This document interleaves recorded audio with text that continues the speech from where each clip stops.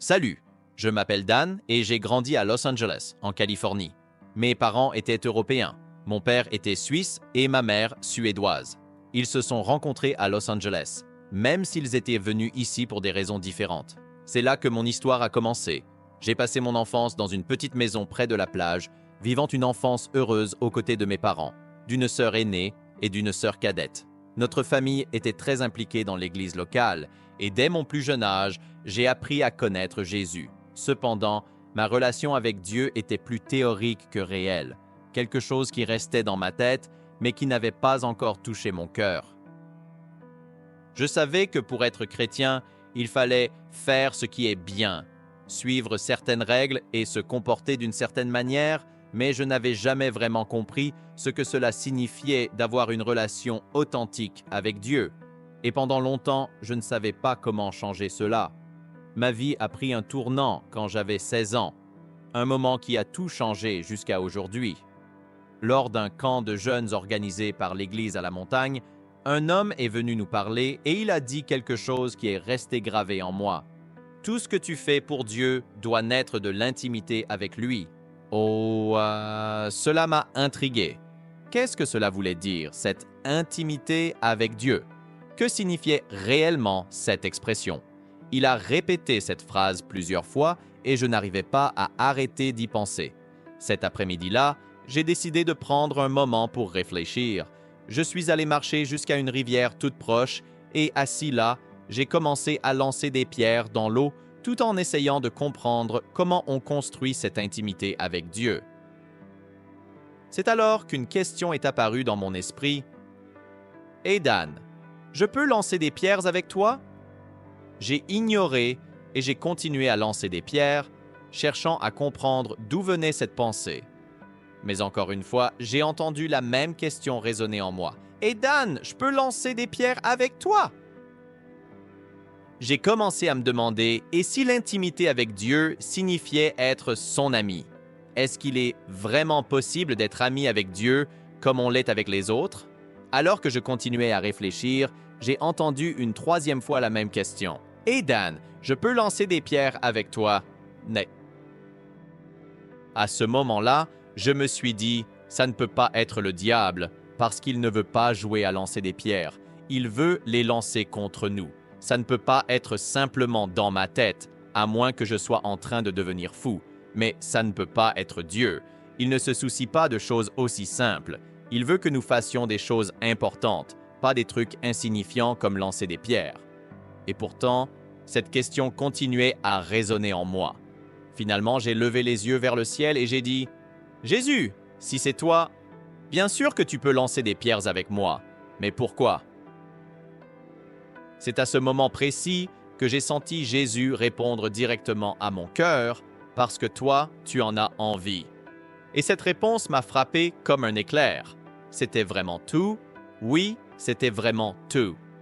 Ce jour-là, pour la première fois de ma vie, j'ai compris que Jésus m'aimait vraiment. Mais comment cela était-il possible? Si même moi, je ne m'aimais pas, pourquoi lui m'aimerait-il? J'ai découvert qu'il se réjouit de moi. Il aime qui je suis.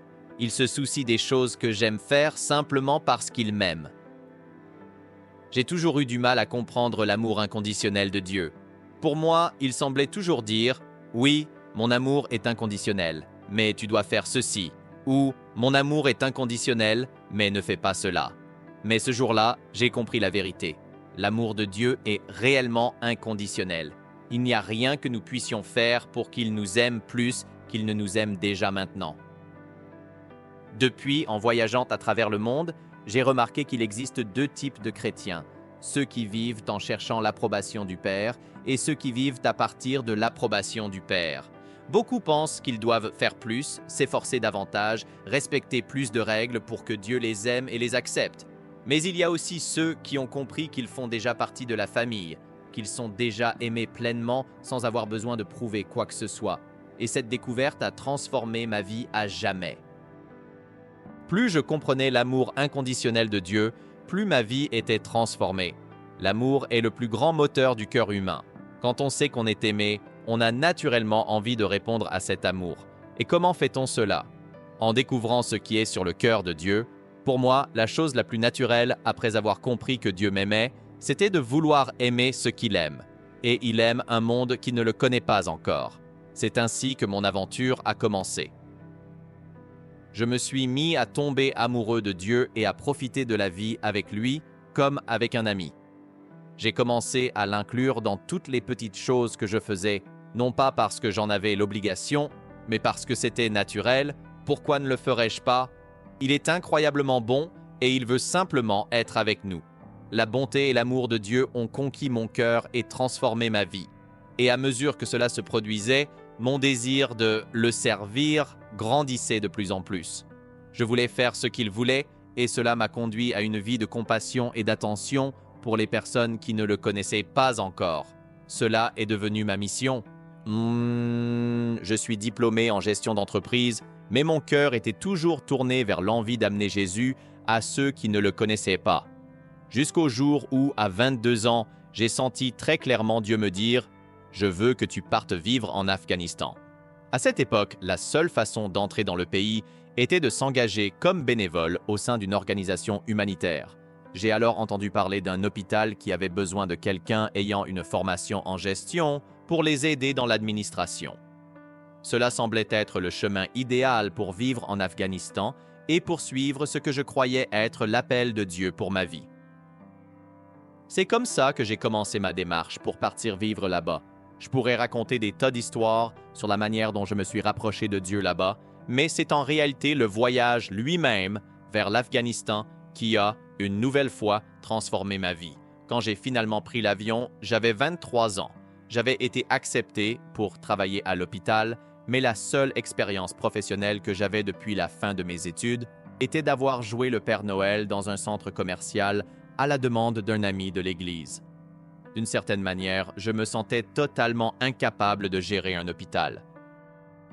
En plus de ça, l'organisation qui m'avait invité en Afghanistan avait bien précisé qu'il s'agissait d'un poste bénévole et que je devais trouver des sponsors pour subvenir à mes besoins financiers. Mon église avait accepté de m'aider avec 300 $ par mois, mais il m'avait aussi dit que je ne devais pas partir sans avoir au moins 1500 $ par mois garantis. Autrement dit, je n'avais pas assez d'argent, je n'avais aucune formation dans ce domaine et j'étais sur le point de partir seul dans un pays ravagé par la guerre.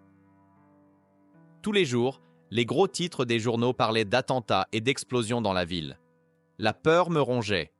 Des milliers de raisons me traversaient dans l'esprit, essayant de me convaincre d'abandonner. Peut-être que je ne devais pas y aller. Peut-être que tout ça était une énorme erreur. Mais il y avait quelque chose qui m'empêchait de reculer. Le souvenir qu'à 16 ans, j'avais lancé des pierres avec Dieu. À 16 ans, j'avais découvert que Dieu m'aimait. À 16 ans, j'avais compris qu'il était avec moi. Et si Dieu m'aime, s'il est avec moi, alors je peux le suivre, je peux prendre des risques, je peux affronter l'inconnu. Oui, la peur était toujours là, l'insécurité aussi, mais je savais que Dieu était digne de confiance. Le jour du dernier vol est arrivé. J'étais dans l'avion, entre l'Inde et l'Afghanistan. Assis là, j'ai levé les yeux vers le ciel et j'ai demandé « Dieu, pourquoi tu m'envoies là-bas tout seul ?» Et j'ai senti une réponse immédiate dans mon cœur. « Tu n'es pas seul. » Mais le doute était toujours là. Quelques minutes plus tard, j'ai reposé la question. « Dieu, pourquoi tu m'envoies là-bas tout seul ?» Et il a répondu « Tu n'es pas seul. » J'ai insisté. « Si, je le suis. » Et Dieu a encore répondu « Non, tu ne l'es pas. »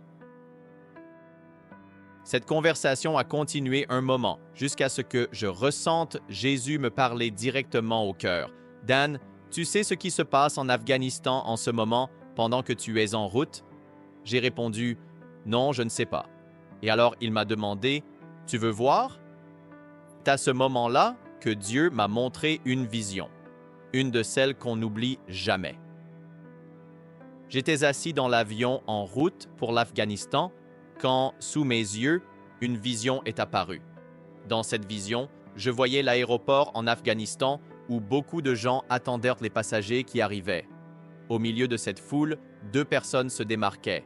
L'une était Jésus et l'autre un homme que je ne connaissais pas. Pendant que je volais vers l'Afghanistan, cette scène se déroulait dans mon esprit. Jésus et cet homme étaient en train de discuter. Oh, l'homme a regardé Jésus et lui a demandé « Qu'est-ce que tu fais ici ?» Les yeux de Jésus se sont illuminés et avec enthousiasme, il a répondu « Mon ami Dan est en train d'arriver pour me voir. » L'homme, un peu perdu, a demandé « Dan, qui est Dan ?» Une nouvelle fois, Jésus a souri de toutes ses dents et a dit « Tu ne connais pas Dan? C'est mon ami.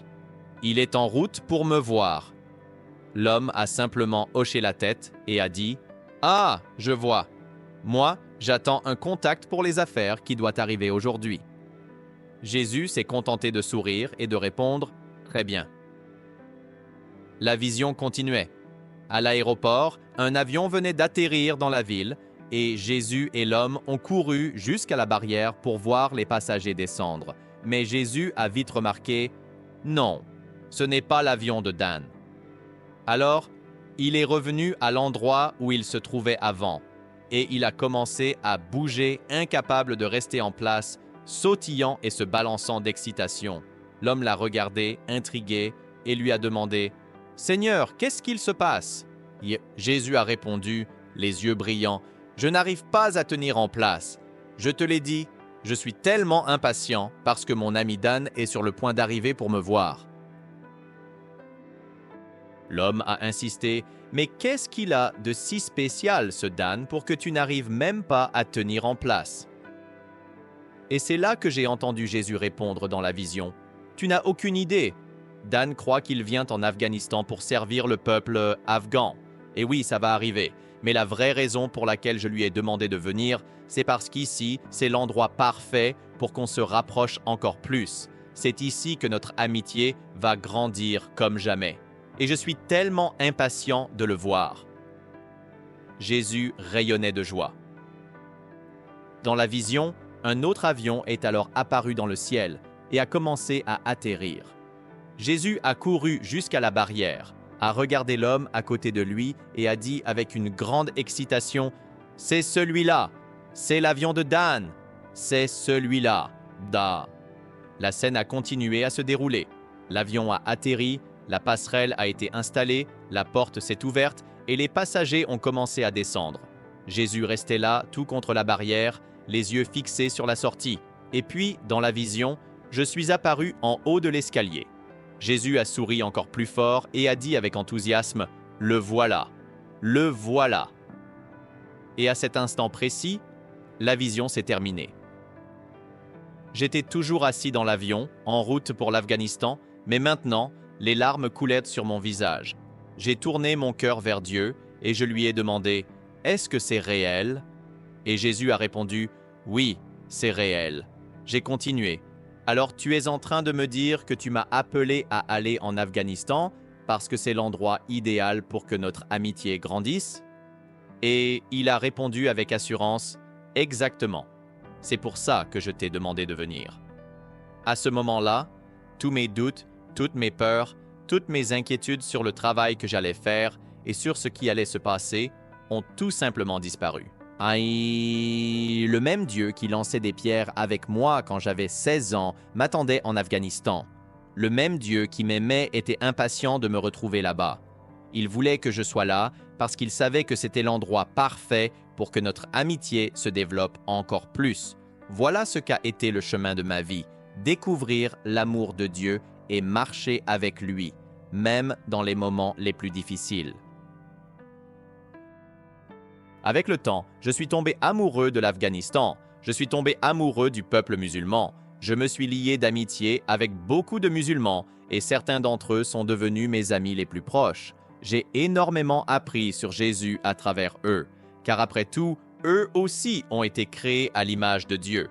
Je suis tout simplement tombé sous le charme de ce peuple, de leur culture, de leur manière de vivre, de leur regard sur la vie.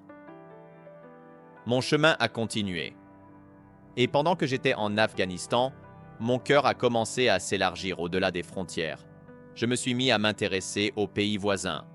Et l'un d'eux, en particulier, a pris une place très spéciale dans mon cœur, l'Iran.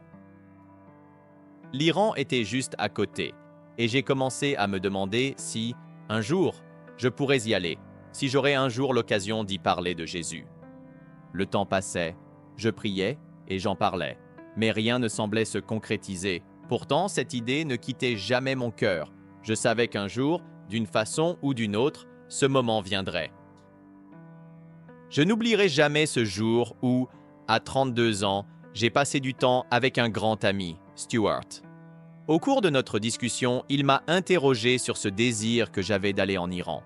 Cela a réveillé quelque chose en moi, et ensemble, nous avons commencé à prier pour voir si ce voyage pouvait vraiment se réaliser. Petit à petit, nous avons compris qu'il y avait un fort appel sur nos cœurs à aller en Iran pour partager l'amour de Jésus. Étant citoyen suisse par mon père et aussi américain, j'avais accès à 2 passeports. Mon ami, lui, était sud-africain, ce qui lui permettait de voyager avec un passeport sud-africain. À l'époque, nous ne le savions pas encore, mais la Suisse et l'Afrique du Sud avaient toutes les deux des ambassades en Iran. C'est alors que nous avons pensé, peut-être qu'on peut obtenir un visa grâce à ces connexions.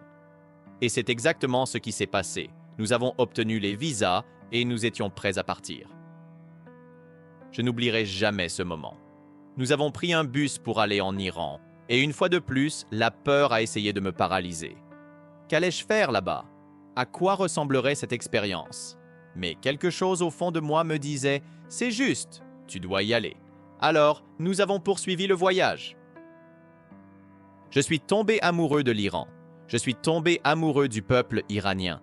J'étais émerveillé d'avoir l'opportunité d'être là, de découvrir cette culture incroyable.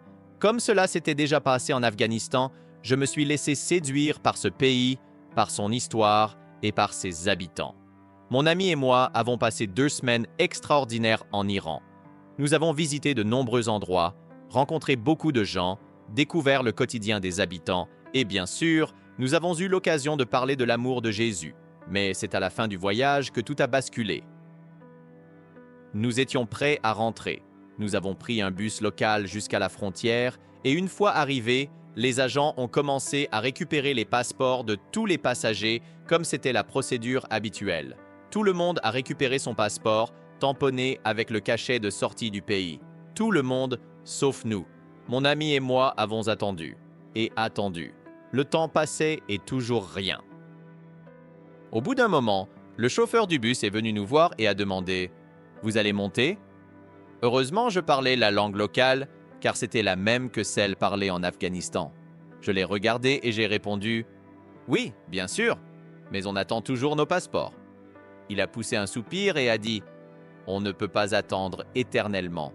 On va peut-être devoir partir sans vous. » Mon ami et moi nous sommes regardés sans savoir quoi faire.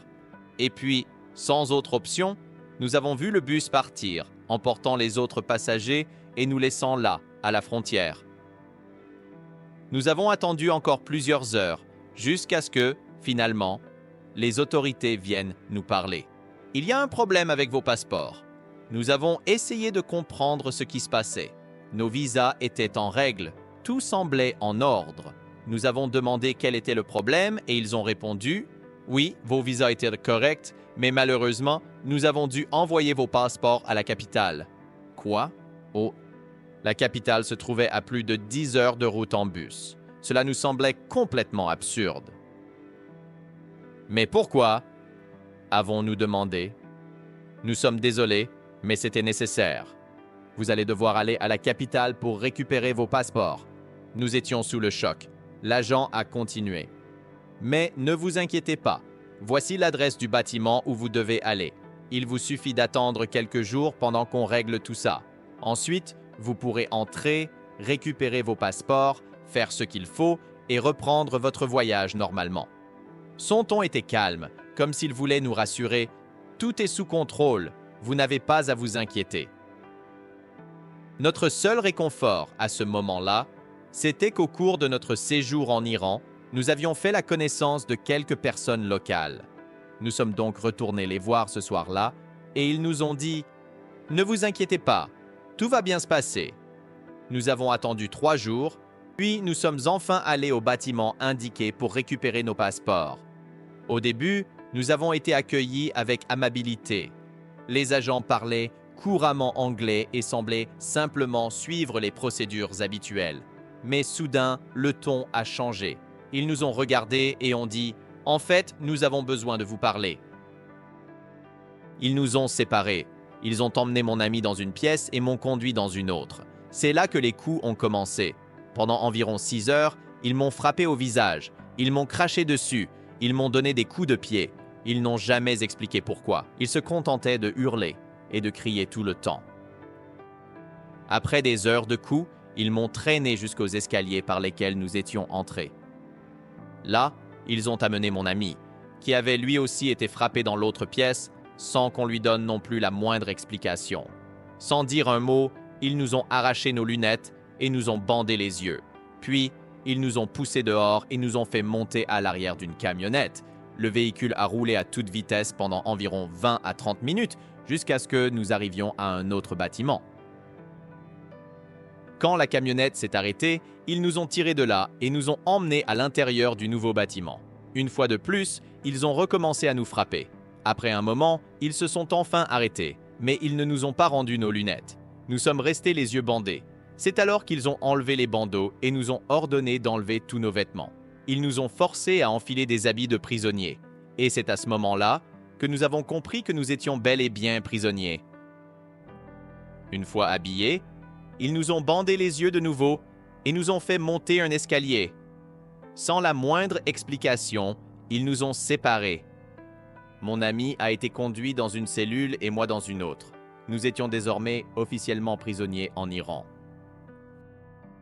La première chose que je veux dire, c'est que même quand on ne voit rien, Dieu reste bon. Même quand on ne ressent rien, il continue d'être bon. Dès que j'ai été jeté dans la cellule, j'ai crié à Dieu, « Seigneur, pourquoi suis-je ici ?» Et à cet instant précis, j'ai senti très clairement dans mon cœur une réponse totalement inattendue. « Dan, tu vas rester ici pendant 9 semaines. » Ma réaction a été immédiate. « Je rejette ça au nom de Jésus. Ce n'est pas possible. » J'ai essayé de me convaincre que ce n'était peut-être pas 9 semaines, mais 9 minutes, ou peut-être 9 heures. La vérité, c'est que je n'avais aucune idée du temps que j'allais passer là. Mais, de façon surprenante, le jour où j'ai été libéré, j'ai réalisé que j'avais passé exactement 9 semaines en prison, à la minute près. Et qu'est-ce que ça m'a appris? Que Dieu reste bon, même quand la vie est difficile. La cellule dans laquelle on m'avait enfermé était petite, environ 5 mètres sur 6. D'un côté, il y avait des toilettes et un lavabo. De l'autre, une simple couverture posée par terre. Il n'y avait pas de matelas.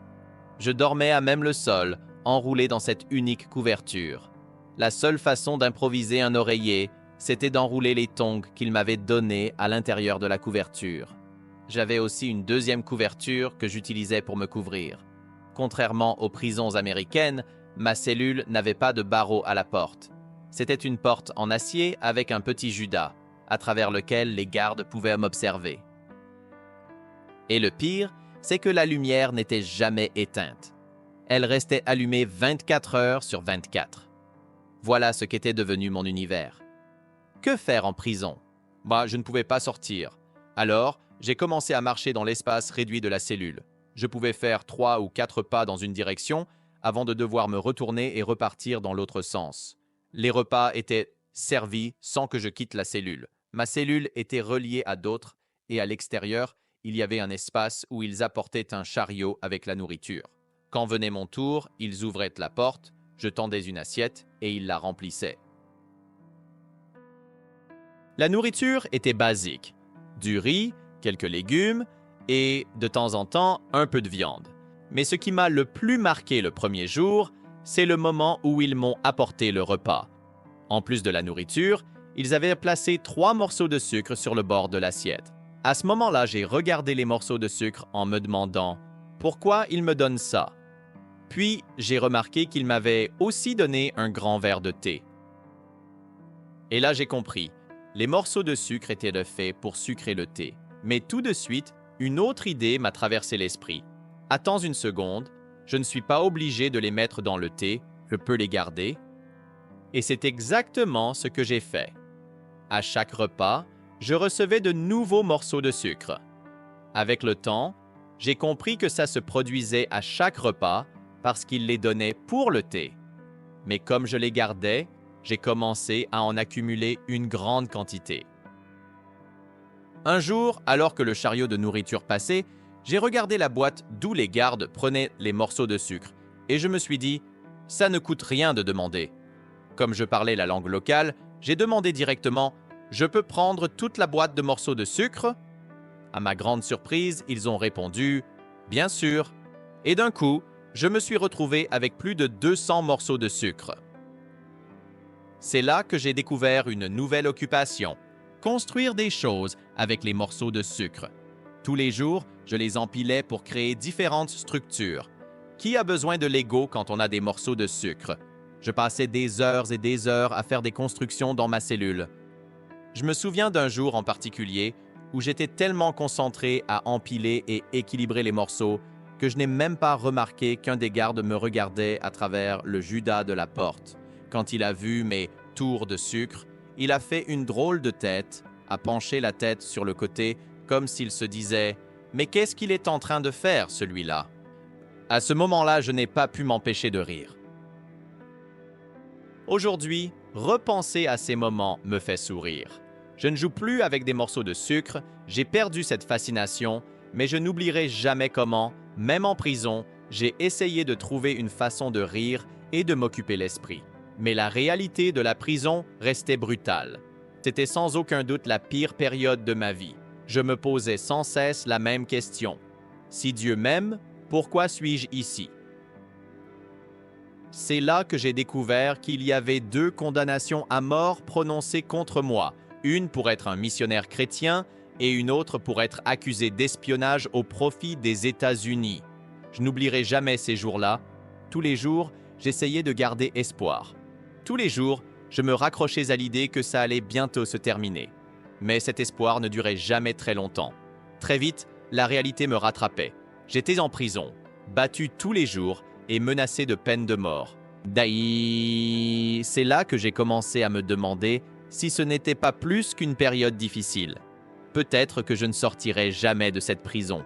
J'ai passé des heures et des heures à réfléchir à cela. Et petit à petit, mon espoir a commencé à s'effondrer, laissant place à la dépression. Après environ 2 semaines, j'étais arrivé à mon point de rupture. La dépression m'a envahi de façon écrasante. C'est alors qu'une pensée est venue. Dan, pourquoi continuer à vivre comme ça? Mets fin à tout. Et soudain, une idée m'est venue. Les gardes m'avaient donné une grande serviette. J'ai regardé le lavabo de ma cellule et je me suis dit, si je remplis le lavabo d'eau et que je bouche la bonde avec une chaussette, je peux y plonger la tête. Si j'attache la serviette fermement d'un côté du lavabo et que je la tire sur ma tête en la coinçant de l'autre côté, je ne pourrai plus sortir. L'idée semblait simple et claire. J'étais décidé et j'ai essayé 4 fois. Mais à chaque tentative, quelque chose m'en empêchait. Je n'arrivais tout simplement pas à faire le dernier nœud avec la serviette. La peur de ne pas pouvoir le défaire me paralysait. À chaque tentative, dès que je commençais à suffoquer, je réussissais à défaire le nœud et à revenir à la surface. À la 4e tentative, quand j'ai compris que j'avais encore échoué, quelque chose s'est effondré en moi. Je me suis écroulé au sol de la cellule. Et pour la première fois de ma vie, j'ai ressenti une honte écrasante.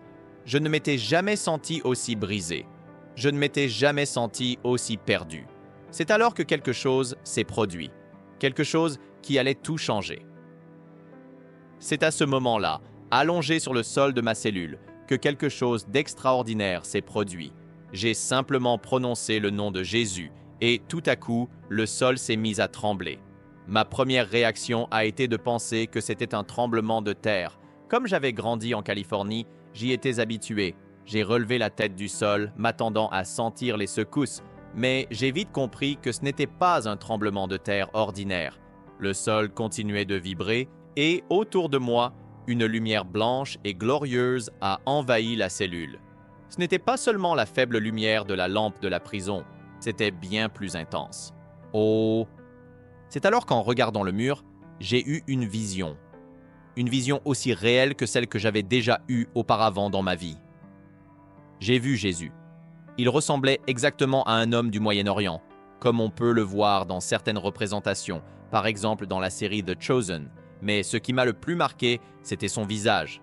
Il souriait, ses yeux étaient remplis de bonté, d'amour et d'acceptation. Et là, il m'a regardé et m'a dit « Dan, je t'aime toujours. Dan, je t'aime encore. J'ai vu ce qui s'est passé, mais je t'aime toujours. Je te veux toujours. Je t'aime.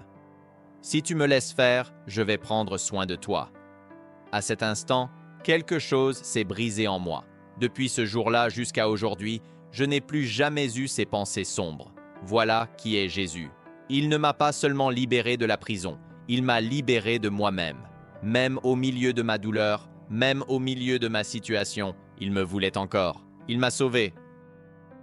La vie a continué en prison. Je n'oublierai jamais le jour où les gardes sont venus à ma cellule. Ils m'ont fait sortir et m'ont conduit dans un couloir jusqu'à un endroit où je n'étais jamais allé auparavant. En arrivant, l'un d'eux a montré une porte et a dit « Entre ». J'ai regardé autour de moi et j'ai compris que ça ressemblait à une salle de bain.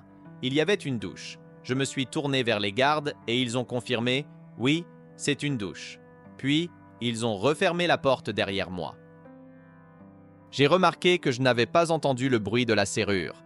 J'ai regardé sur le côté et j'ai vu qu'il y avait un verrou à l'intérieur. Sans hésiter, j'ai verrouillé la porte. Après tout ce temps sans avoir pu me laver correctement, j'avais enfin la chance de profiter d'une vraie douche avec de l'eau chaude et une bonne pression. C'était merveilleux. Après 5 minutes, les gardes ont commencé à frapper à la porte. « Sors de la douche !» J'ai juste répondu « J'arrive !» Mais je suis resté là, savourant chaque seconde de cette eau chaude. 5 minutes plus tard, ils ont frappé encore plus fort. « On t'a dit de sortir de la douche !» Une fois de plus, j'ai répondu « J'arrive !» C'est à ce moment-là qu'une pensée m'a traversé l'esprit. Qu'est-ce qu'ils vont faire? M'enfermer en prison? J'y étais déjà. Alors, je suis resté là pendant 1 heure entière, et c'était merveilleux. La vie a continué en prison. Quelques semaines plus tard, mon ami a été libéré. Apparemment, notre détention était devenue un problème politique. Mon ami, étant sud-africain, avait un lien direct avec le gouvernement d'Afrique du Sud, l'un des plus gros acheteurs de pétrole iranien à l'époque. Il a été libéré grâce à un appel téléphonique de Nelson Mandela. Oui, Nelson Mandela a appelé l'Iran pour garantir sa libération. Quand j'ai appris cela, je me suis demandé pourquoi lui peut partir et pas moi. Mais il a fallu que je continue.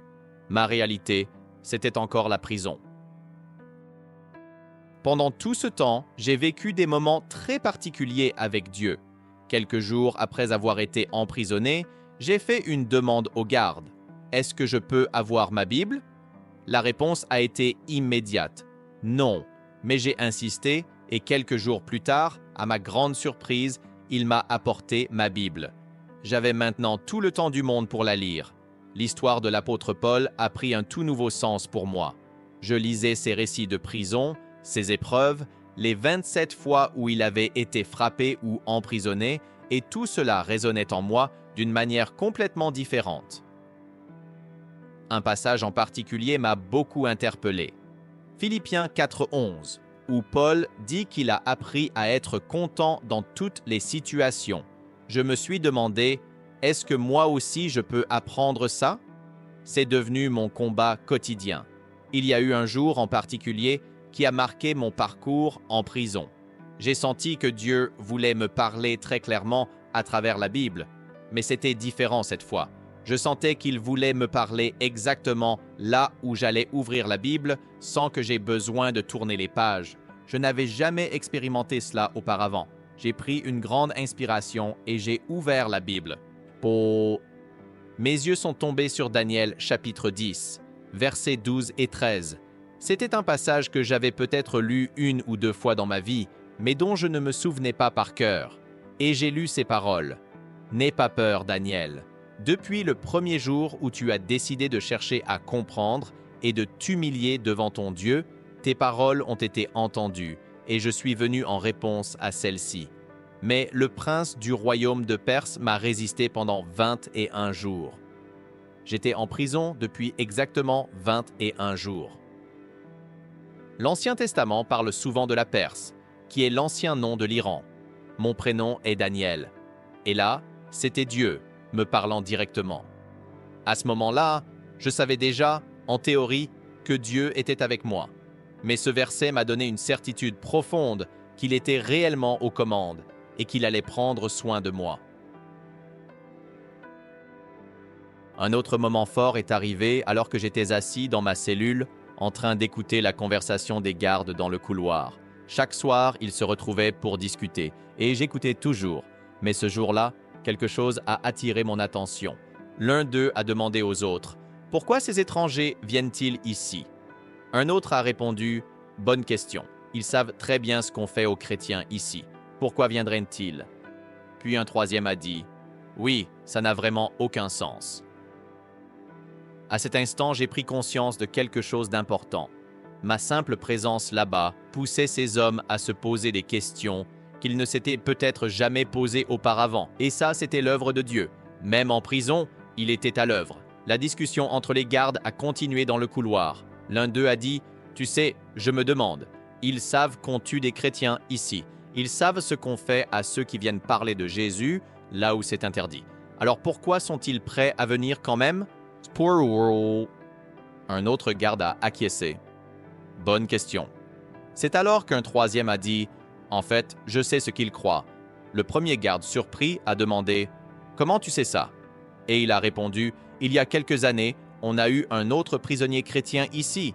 Il m'a tout expliqué sur sa foi en Jésus. » Le premier garde, curieux, a dit « Sérieux? Raconte-nous. » Et là, depuis ma cellule, j'ai entendu l'un des gardes partager les enseignements de Jésus avec ses collègues. Cette conversation a continué pendant plusieurs jours. 3 jours plus tard, j'ai entendu quelque chose qui m'a profondément marqué. Le premier garde a dit « À chaque fois que tu parles de Jésus, je ressens une paix dans mon âme. Je sens une espérance dans mon cœur. » Il a fait une pause, puis il a continué « Je ne sais pas. Mais à chaque fois que tu parles de lui, quelque chose se passe en moi. » Et puis il a dit quelque chose qui m'a coupé le souffle. Ces étrangers ont un but. Moi, je n'en ai pas. Je ne sais même pas pourquoi je vis. Puis il a conclu, aujourd'hui, je décide de suivre Jésus parce qu'ils ont un but, et moi, j'en veux un aussi. Je suis resté là, dans ma cellule, à écouter tout ça, et j'ai entendu ces 2 collègues répondre, nous aussi, nous aimons Jésus. » À ce moment-là, 3 hommes ont décidé de suivre Jésus, là, au cœur d'une prison en Iran. Quelque temps après, quelque chose d'inattendu est arrivé. Les gardes sont venus à ma cellule et m'ont dit « Viens avec nous. » À chaque fois qu'ils me faisaient sortir de ma cellule, ils me bandèrent les yeux. Ils m'ont fait monter dans une camionnette et ont roulé à travers la ville. Je n'avais aucune idée d'où on allait, jusqu'à ce qu'un des gardes me dise « Aujourd'hui, c'est ton procès. » J'étais surpris. Mon procès? Oui. J'étais jugé pour 2 peines de mort, une pour être missionnaire chrétien et l'autre pour espionnage au profit des États-Unis. Nous sommes entrés dans une salle avec 150 personnes et plusieurs caméras. Mon corps tremblait de peur. Le juge est arrivé et m'a fixé droit dans les yeux. Il a alors dit « C'est votre dernière chance de parler publiquement. Pourquoi êtes-vous venu en Iran ?» La peur m'envahissait. Mais à ce moment-là, un verset m'est revenu à l'esprit. Matthieu 10:19. Ne vous inquiétez pas de ce que vous direz quand on vous traduira devant les autorités, car à ce moment-là, l'Esprit Saint vous donnera les paroles à dire. J'ai pris une grande inspiration et, sans réfléchir, j'ai répondu « Monsieur, je suis venu ici pour parler de Jésus-Christ. » Dès que ces mots sont sortis de ma bouche, je me suis dit « Qu'est-ce que je viens de dire ?» Mais, à cet instant précis, quelque chose s'est réveillé en moi. La vérité sur qui j'étais vraiment a commencé à grandir en moi. La peur, qui jusque-là semblait être un mur infranchissable, a commencé à se fissurer. Alors, j'ai mentionné le nom de Jésus une 2e fois, puis une 3e fois, et à chaque fois que je prononçais le nom de Jésus, je sentais la peur disparaître. Soudain, j'ai réalisé que j'étais en train de prêcher l'Évangile devant un tribunal iranien pendant plus de 20 minutes. Je regardais chaque personne dans la salle et je disais « Jésus vous aime, il vous aime, et il vous aime aussi. Je sentais l'amour de Dieu remplir cet endroit, et plus je parlais, moins j'avais peur. C'est alors que j'ai compris une vérité profonde. Je suis libre. On ne peut pas tuer un homme qui est déjà mort. Ma vie appartenait déjà à Jésus. S'il me tuait ici, mon foyer serait le ciel, et personne ne pouvait m'en priver. J'ai continué à prêcher, et ils ne m'ont pas tué. Mais ce fut l'un des moments les plus marquants de ma vie. Un autre moment inoubliable s'est produit dès les premiers jours de mon emprisonnement. Je ne savais pas encore que j'allais être battu tous les jours, ou un jour sur deux. Je ne savais pas non plus que le même homme qui m'avait frappé le premier jour continuerait à me battre pendant les semaines suivantes. Le premier jour où j'ai été battu, j'ai senti Dieu me dire dans mon cœur « Dan, je veux t'apprendre à aimer tes ennemis ». Ma première réaction a été « Dieu, ce n'est vraiment pas le bon moment pour ça ». Mais à nouveau, j'ai senti Dieu me dire « Je veux t'apprendre à aimer tes ennemis ». Ding. À ce moment-là, tout en moi criait que c'était injuste. Mais alors, Jésus m'a posé une question inattendue. « Dan, demande-moi ce que je pense de cet homme. » Il a complètement changé de sujet. Oui, j'étais dans ses pensées, mais lui pensait aussi à autre chose. À ce moment-là, j'ai hésité, mais j'ai fini par poser la question « Dieu, qu'est-ce que tu penses de cet homme ?» C'est là que l'amour de Dieu m'a frappé de plein fouet. Soudain, j'ai compris quelque chose que je n'avais jamais envisagé auparavant. Dieu l'aimait. Dieu connaissait son nom. Dieu l'avait créé. Dieu savait tout de lui. Dieu aimait sa famille, ses enfants. Et j'ai réalisé qu'il y avait un seul problème. Lui ne le savait pas. Dieu, tu l'aimes vraiment? Et Dieu m'a répondu, Dan, bien plus que tu ne peux l'imaginer. Alors j'ai fait une autre prière. Dieu, change mon cœur. Et Jésus l'a fait. À partir de ce jour-là, quelque chose a changé en moi. J'ai commencé à ressentir de l'amour pour cet homme. J'ai commencé à le bénir. J'ai commencé à dire du bien de lui. J'ai commencé à prier pour lui. Les coups ont continué, mais mon cœur avait changé. Ce chemin a été difficile, mais il y a eu un moment où tout a enfin basculé. Que toute la gloire revienne à Dieu. Je n'oublierai jamais le jour où j'ai vu cet homme pour la dernière fois. Je ne savais pas que ce serait la dernière fois.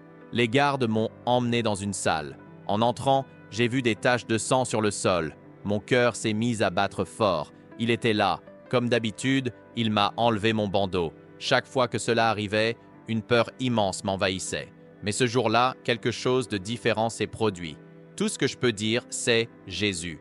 Je l'ai regardé et j'ai dit, « Monsieur, si je dois vous voir tous les jours pour le reste de ma vie, pourquoi ne deviendrions-nous pas amis ?» Et il a semblé surpris. « Quoi? Oui, soyons amis, pourquoi pas? On se voit tous les jours ?» Il m'a regardé froidement et a répondu « Non, monsieur, nous ne serons jamais amis. » Mais quelque chose en moi s'est renforcé. « Non, monsieur. Aujourd'hui, nous devenons amis. » Puis, j'ai tendu la main vers lui. « On peut commencer par toi me disant ton nom. » Jusqu'à ce moment-là, il ne m'avait jamais dit son nom. C'était interdit. De la même manière, il ne m'appelait jamais par mon prénom. J'étais seulement le numéro 58, inscrit sur la porte de ma cellule. Ma main est restée tendue. Je l'ai regardé dans les yeux et j'ai répété « Soyons amis ». Et là, j'ai vu quelque chose changer en lui. Il a commencé à trembler. Lentement, il a sorti sa main de sa poche et il l'a tendue vers la mienne. Quand il m'a serré la main, il ne l'a plus lâchée. Il l'a serrée fort. Et alors, des larmes ont commencé à couler sur son visage. En pleurant, il m'a regardé et a dit « Dan ». Pour la première fois, il m'a appelé par mon prénom. Puis, il a révélé le sien. Je m'appelle Rozok, un prénom courant en Iran. Et il a ajouté quelque chose que je n'oublierai jamais. J'adorerais être ton ami. À ce moment-là, j'ai compris une vérité profonde. Il n'y a aucun cœur trop dur pour Jésus. Il peut transformer même les cœurs les plus endurcis. Rozok a essuyé ses larmes et m'a dit « Dan, je suis tellement content qu'on soit amis. » J'ai souri. Moi aussi. Puis il a demandé « Je ne peux pas te faire sortir d'ici. Ce n'est pas moi qui décide. Je sais. Mais dis-moi, as-tu besoin de quelque chose en prison? J'ai souri et j'ai plaisanté. Oui, j'ai besoin d'une plus grande cellule. Plus de place pour construire mes bâtiments en sucre. Il a ri. Tu as beaucoup de morceaux de sucre? Oh oui, j'en récupère toujours plus. Il a levé les sourcils, un peu sceptique, et il a dit « Je vais voir ce que je peux faire. Je n'ai plus jamais revu Rozok. » Mais cette même nuit, les gardes sont apparus à ma cellule et ont dit « Nous avons reçu l'ordre de vous transférer dans une plus grande cellule. » À ce moment-là, j'ai su que Dieu avait changé le cœur de cet homme, parce qu'il ne l'aurait jamais fait si son cœur n'avait pas été transformé. Il n'y a aucun cœur trop dur pour Jésus. Puis, la vie a continué en prison. Un jour, on m'a mis dans un bus et je me suis assis à côté d'un homme noir. Je me suis dit, peut-être qu'il parle anglais. Je l'ai regardé et je lui ai demandé, « Excusez-moi, vous parlez anglais ?» Il m'a regardé et m'a répondu, « Oui, je parle anglais. » J'ai reconnu son accent. « D'où venez-vous? » « De Louisiane. » J'ai écarquillé les yeux. « Vous êtes des États-Unis? » « Oui, c'est ça. » J'ai souri et j'ai dit, « Moi aussi. » Il a souri en retour. « Eh bien, salut !» Nous avons commencé à discuter.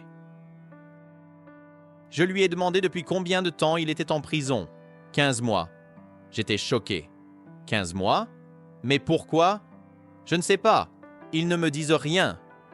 Ils ne t'ont jamais rien expliqué? Non, mais ça fait 15 mois que je suis là. Les gardes ont remarqué qu'on discutait et ils nous ont séparés. Je ne l'ai plus jamais revu. J'ai appris qu'il avait été libéré quelques mois après moi. Mais cette nuit-là, une pensée m'a frappé comme un éclair. S'il est là depuis 15 mois, peut-être que moi aussi je vais rester. Ou 5 ans, ou 10. Et, pour la première fois, j'ai envisagé la possibilité de rester là pour toujours. Cette nuit-là, j'ai lutté avec Dieu. Je voulais juste comprendre, Dieu, comment cela peut-il faire partie de ton plan? Mais cette nuit-là, Dieu n'a rien dit. Je crois qu'il était 2 ou 3 heures du matin quand mon cœur a enfin lâché prise. J'ai levé les yeux et j'ai dit, Dieu, j'abandonne. J'abandonne d'essayer de comprendre. J'abandonne de vouloir tout contrôler. Je te fais confiance. Je ne comprends pas pourquoi je suis ici. Je ne sais pas si je vais rester ici pour toujours. Mais je n'ai pas besoin de comprendre. Je te fais confiance. Alors, je me suis rappelé. Quand j'avais 16 ans, j'ai lancé des pierres avec Dieu et j'ai découvert qu'il m'aimait. J'ai découvert qu'il est digne de confiance. Alors, même si je dois rester ici toute ma vie, je te fais confiance. Et Jésus a gagné mon cœur cette nuit-là. Que se passe-t-il quand Dieu gagne notre cœur? En général, il nous surprend juste après. Pour moi, la surprise est arrivée 3 heures plus tard. Les gardes sont venus à ma cellule. Ils ont ouvert la porte et ont dit « Prenez vos affaires, vous allez être transférés. » Je n'avais pas grand-chose, à part beaucoup de morceaux de sucre. J'ai tout enroulé dans une couverture. Comme toujours, ils m'ont bandé les yeux en sortant de la cellule. Mais au lieu de m'emmener dans une autre cellule, ils m'ont conduit dans une pièce et m'ont dit « Habillez-vous ». J'ai regardé autour de moi et j'ai vu mes anciens vêtements. Pas de tenue de prisonnier. Juste mon jean, ma chemise et mes chaussures. Pourquoi me demande-t-il de m'habiller comme ça? La seule pensée qui m'est venue à l'esprit, c'est « Peut-être que c'est mon dernier jour dans cette prison. Peut-être qu'ils allaient m'exécuter. » Ils m'ont emmené, les yeux bandés, dans un bus. Ils ont roulé jusqu'au tribunal, mais au lieu d'une salle d'audience, ils m'ont emmené dans un simple bureau. Là, un homme est entré. Plus tard, j'ai appris qu'il était le juge en chef de toutes les cours d'Iran. Il s'est levé et a dit « Aujourd'hui, en partenariat avec l'ambassade de Suisse, nous avons décidé de libérer Dan Bowman. Il est libre. » Je me suis dit « Qu'est-ce qui est en train de se passer ?» J'étais persuadé que j'allais mourir, mais c'était comme si Jésus s'était penché vers moi depuis le ciel en disant « Surprise !» Et c'était la plus belle surprise de toutes. À ce moment-là, j'ai compris que je n'étais pas seulement libéré de la prison, j'étais libéré de moi-même, même au milieu de ma douleur. de mes difficultés et de mes doutes, Dieu était avec moi. Je me suis levé de ma chaise et, à cet instant, un homme s'est approché de moi. « Je suis l'ambassadeur de Suisse. Vous venez avec moi. » J'ai simplement répondu « Oui, monsieur ». Je suis monté dans sa voiture et j'ai immédiatement verrouillé les portes.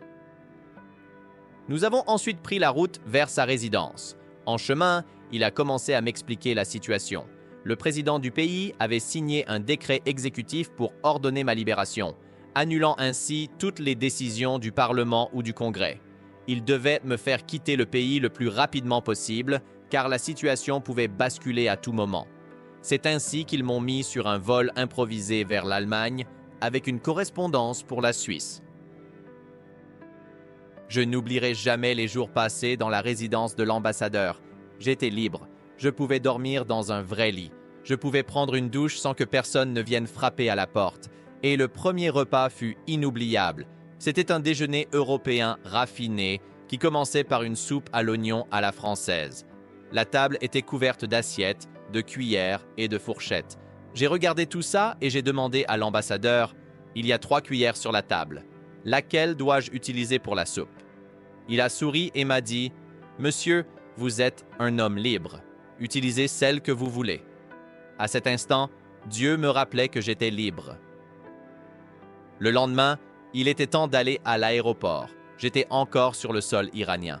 Je devais partir pour que ma liberté soit complète. Je me suis rendu à l'aéroport avec un sac vide. Après tout, les seuls vêtements que je possédais étaient ceux que je portais sur moi. J'avais perdu 25 kilos en prison, alors mes vêtements ne m'allaient presque plus. Je suis passé par la sécurité et j'ai attendu l'embarquement. Quand je suis enfin monté dans l'avion, une vague d'émotion m'a envahi. Je regardais par le hublot en me demandant « Est-ce que c'est réel? Est-ce que je vais vraiment quitter l'Iran ?» Je me suis assis, j'ai fermé les yeux et j'ai prié « Dieu, s'il te plaît, dis au pilote de décoller vite. » Et nous avons décollé. Le vol est parti pour l'Allemagne. J'avais une correspondance de 3 heures à Francfort avant de prendre le vol suivant pour la Suisse.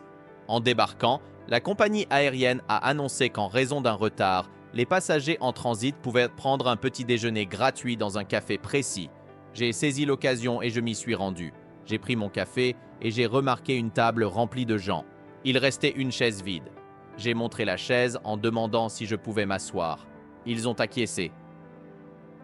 À peine assis, l'un des hommes m'a regardé et a demandé « Excusez-moi, vous parlez anglais ?»« Oui, je parle anglais. » Il a souri. « Ah, super. Nous sommes tous iraniens et nous parlons anglais aussi. » Il a continué. « On était sur le même vol. Vous venez aussi d'Iran, n'est-ce pas ?»« Oui, je viens tout juste d'en partir. » ai-je répondu. « C'est intéressant.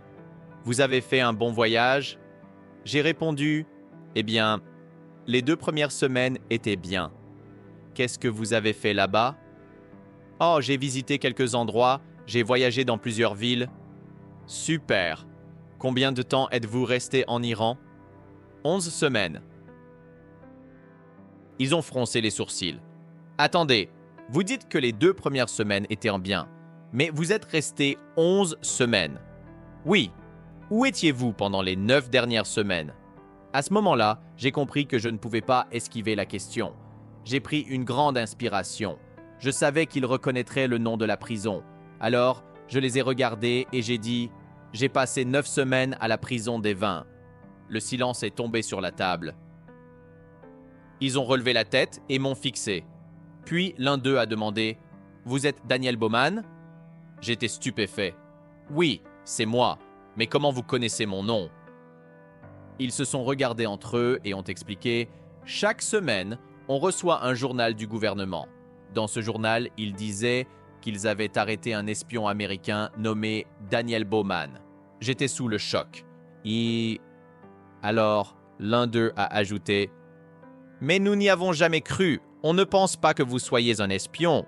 En fait, on n'est pas d'accord avec beaucoup de choses que fait notre gouvernement. » Et là, pendant 15 minutes, ils ont commencé à me poser des questions. Mais c'était des questions remplies de compassion. Comment avez-vous été traité? Est-ce que vous pouviez sortir dehors? Est-ce que vous pouviez voir le ciel? Est-ce que vous pouviez appeler votre famille? Comment était la nourriture? Où dormiez-vous? À quelle fréquence étiez-vous frappé? Leur voix était pleine de sollicitude. À la fin de la conversation, j'ai regardé ma montre et j'ai dit « Je suis désolé, mais j'ai un vol pour la Suisse. Je dois y aller. » Avant que je puisse me lever, 3 d'entre eux se sont levés les premiers.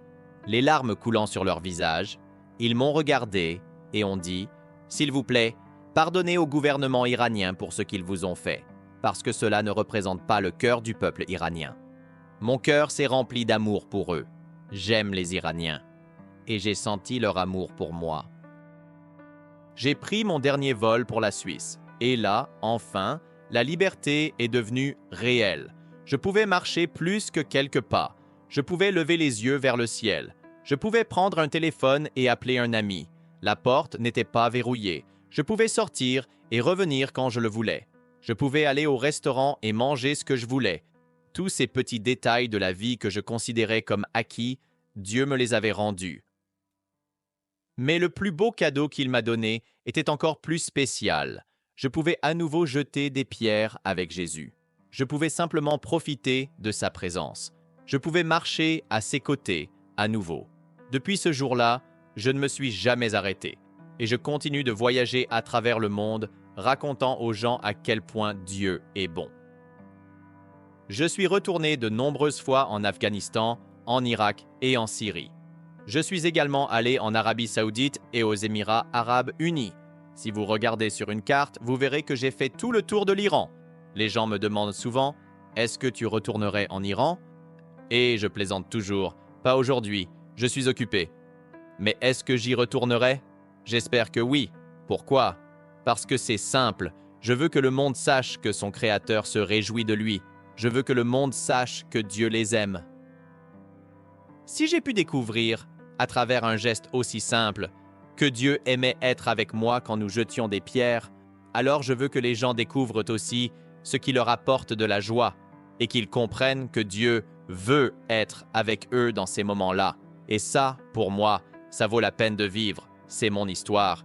Et, encore une fois, que toute la gloire revienne à Dieu. C'est lui qui m'a sauvé. C'est lui qui a pris soin de moi.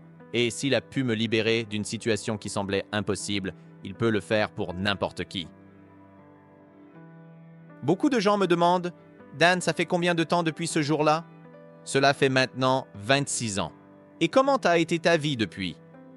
Elle a été merveilleuse. Vivre dans la liberté que Dieu m'a donnée ce jour-là est un cadeau incroyable.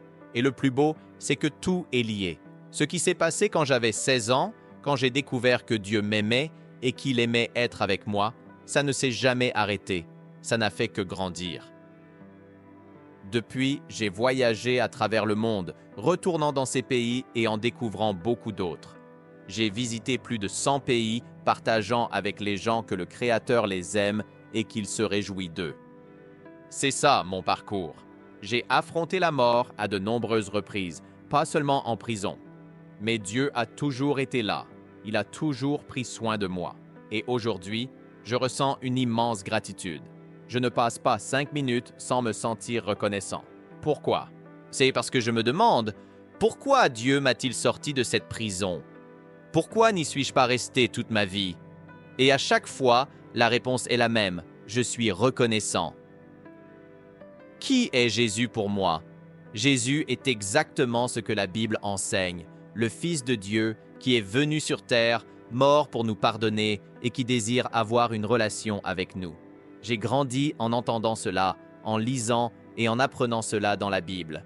Mais c'est quand j'ai accepté cette vérité que j'ai compris quelque chose de profond. Si mon Créateur aime être avec moi, si mon Créateur m'aime, alors je veux le suivre. Et c'est devenu quelque chose de simple. Pas parce que je devrais le faire, mais parce que j'en ai envie, parce qu'il me veut. L'amour de Dieu a conquis mon cœur. Voilà qui est Jésus. Il ne nous a pas seulement créés, il nous aime aussi. Il se soucie des détails de notre vie. Il n'est pas loin, il est proche. Il nous accepte là où nous en sommes, tels que nous sommes. Et il veut nous pardonner et nous inviter à vivre la vie pour laquelle nous avons été créés. Pour ceux qui désirent cette relation avec Jésus, pour ceux qui veulent marcher fidèlement avec Dieu, si vous êtes en train d'écouter ceci, et que vous pensez « Dan, je veux ce que tu as », j'aimerais prier pour vous. Parce que nous servons un Dieu merveilleux qui nous rejoint là où nous sommes. C'est ce que j'aime le plus chez Dieu, prions ensemble. Merveilleux Jésus, merci pour le privilège de pouvoir partager mon histoire et montrer combien tu es bon. Merci Seigneur pour tous ceux qui entendront ce témoignage et verront comment tu as pris soin de moi. Je te prie pour ceux qui n'ont pas encore découvert à quel point tu es bon et combien tu les aimes. Je te demande aujourd'hui, Seigneur, qu'ils ouvrent simplement leur cœur et qu'ils disent « Dieu, qui es-tu? Je veux te connaître. » Seigneur, ouvre leurs yeux. Montre-leur à quel point tu les connais et prends soin de chacun d'eux. Tu sais exactement qui ils sont et ce qu'ils traversent, et tu veux qu'ils sachent qu'ils sont aimés. Merci Seigneur de nous aimer. Nous t'aimons Jésus. Amen. Oh, je suis tellement reconnaissant de pouvoir partager cela avec vous. Et si je pouvais vous laisser un dernier message, ce serait celui-ci. Peu importe où vous en êtes, peu importe ce que vous faites, peu importe ce que vous pensez de Dieu, ou même si vous ne pensez pas à lui du tout, la vérité c'est que Dieu vient à notre rencontre là où nous sommes, et il veut simplement vous dire « Salut ». Laissez-le vous dire « Salut ». Laissez-le se révéler à vous, parce qu'il se soucie de votre vie, il se soucie de qui vous êtes, il se soucie de tout ce que vous avez vécu. Et je le sais, si Dieu a pu me sortir de prison, il peut délivrer n'importe qui, de n'importe quelle situation.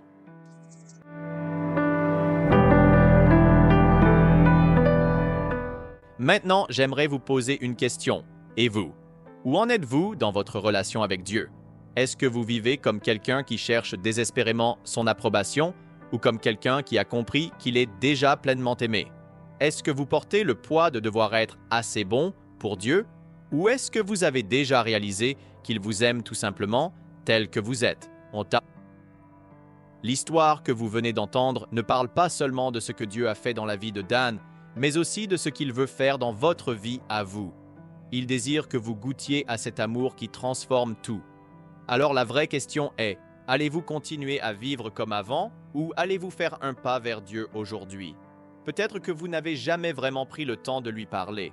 Peut-être que vous avez érigé des barrières en pensant que Dieu ne se soucie pas des petits détails de votre vie. Mais, et si c'était le cas? Et s'il attendait simplement que vous l'invitiez à entrer?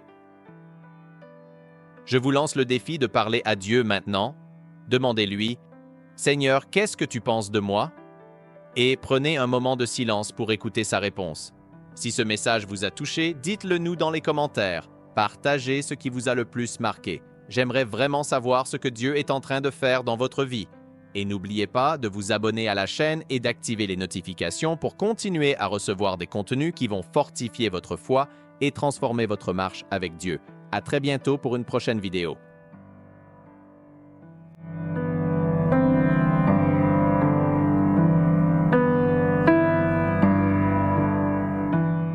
Le royaume des ténèbres, mais ils se positionnent dans des entreprises et des lieux où ils peuvent gagner de l'argent. Ils se sont organisés pour fabriquer des choses dont vous avez besoin afin de pouvoir introduire leurs objets dans votre maison. Donc, vous devez prier, parce qu'ils fabriquent de tout, des aliments aux produits cosmétiques. Si vous vous dites « D'accord, je n'utiliserai pas les fossiles », qu'en est-il de la nourriture ? Oui, comment saurez-vous que cela a été fabriqué par le royaume du mal? L'esprit doit vous guider lorsque vous achetez vos crèmes, votre savon, vos vêtements. Priez simplement pour que l'Esprit de Dieu vous guide. Quand il vous révèle quelque chose que vous possédez, débarrassez-vous-en tout simplement. Alors, comment peux-tu protéger ta maison, ta famille et ton âme contre cette forme d'infiltration satanique? Protéger ta maison commence par le discernement. Si vous avez été touché par ce témoignage et souhaitez voir cette histoire et d'autres histoires comme celle-ci, n'oubliez pas de vous abonner à notre chaîne. Ici, nous partageons des expériences puissantes qui peuvent transformer des vies et renforcer la foi.